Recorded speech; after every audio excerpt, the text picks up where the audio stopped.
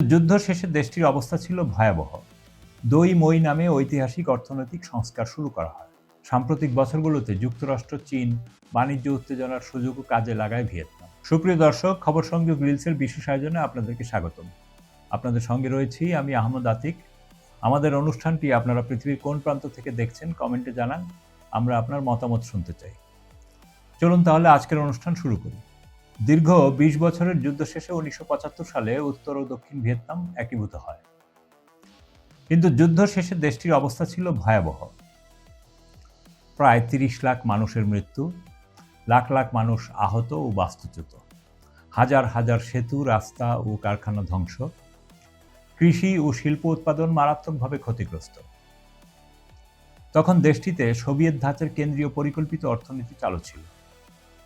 রাষ্ট্র ঠিক করে দিত কে কি উৎপাদন করবে, কত দামে বিক্রি করবে এবং কোথায় সরবরাহ করবে। কিন্তু বাস্তবে দেখা গেল কৃষকদের উৎপাদন বাড়ানোর ব্যক্তিগত উৎসাহ ছিল না, ব্যক্তি খাত প্রায় অকার্যকর হয়ে পড়ে, খাদ্য উৎপাদন দেশের চাহিদা পূরণ করতে পারছিল না। ১৯৮৬ সালে মূল্যস্ফীতি ৪৫০%-এরও বেশি পৌঁছে যায়। তখন দেশটির নেতৃবৃন্দ উপলব্ধি করল এভাবে চললে অর্থনীতি কখনোই ঘুরে দাঁড়াবে না। তাই ১৯৮৬ সালে দই মই নামে ঐতিহাসিক অর্থনৈতিক সংস্কার শুরু করা হয়। এর অর্থ হলো নবায়ন বা সংস্কার। এর মাধ্যমে ব্যক্তি খাতকে ব্যবসার সুযোগ দেওয়া হয়, কৃষকদের দীর্ঘমেয়াদী জমি ব্যবহারের অধিকার দেওয়া হয়, বিদেশি বিনিয়োগের দরজা খুলে দেওয়া হয়, বাজার ভিত্তিক অর্থনীতির দিকে যাত্রা শুরু হয়। ফলে কৃষক ও উদ্যোক্তারা বেশি উৎপাদনে আগ্রহী হয়ে ওঠে। মাত্র কয়েক বছরের মধ্যেই ভিয়েতনাম খাদ্য ঘাটতির দেশ থেকে বিশ্বের অন্যতম বৃহৎ চাল রপ্তানিকারক দেশে পরিণত হয়। বর্তমানে বিশ্বের শীর্ষ ৩ চাল রপ্তানিকারক দেশের একটি হল দেশটি।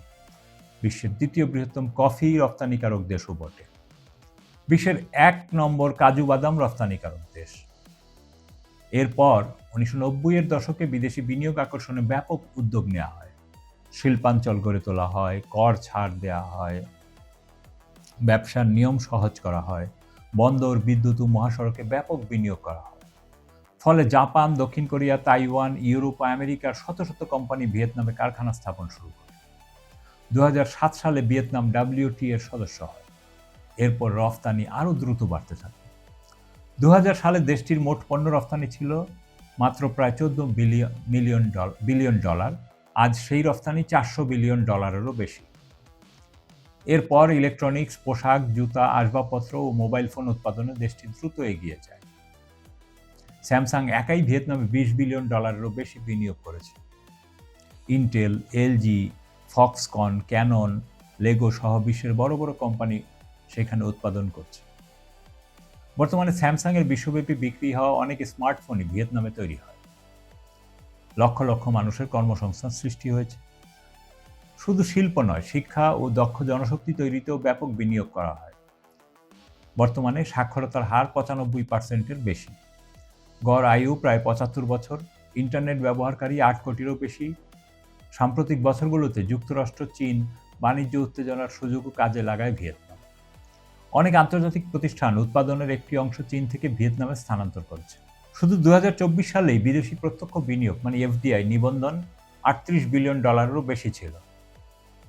আর আজকের ভিয়েতনামে জিডিপি প্রায় ৫১০ বিলিয়ন ডলার, মাথাপিছু আয় প্রায় $৪,৯০০, বৈদেশিক মুদ্রার রিজার্ভ প্রায় ৮৭.৬ বিলিয়ন মার্কিন ডলার। হেনলি পাসপোর্ট ইন্ডেক্সে দেশটির অবস্থান ৮৭তম। জনসংখ্যা প্রায় ১০ কোটি। বিশ্বের অন্যতম বড় ইলেকট্রনিক্স, পোশাক ও আসবাবপত্র রপ্তানিকারক দেশ। গত ৩ দশকে কয়েক কোটি মানুষ দারিদ্র্য থেকে বেরিয়ে এসেছে। দারিদ্র্যের হার ১৯৯০-এর দশকে ৫০%-এর বেশি থেকে নেমে এখন এক অঙ্কের ঘরে।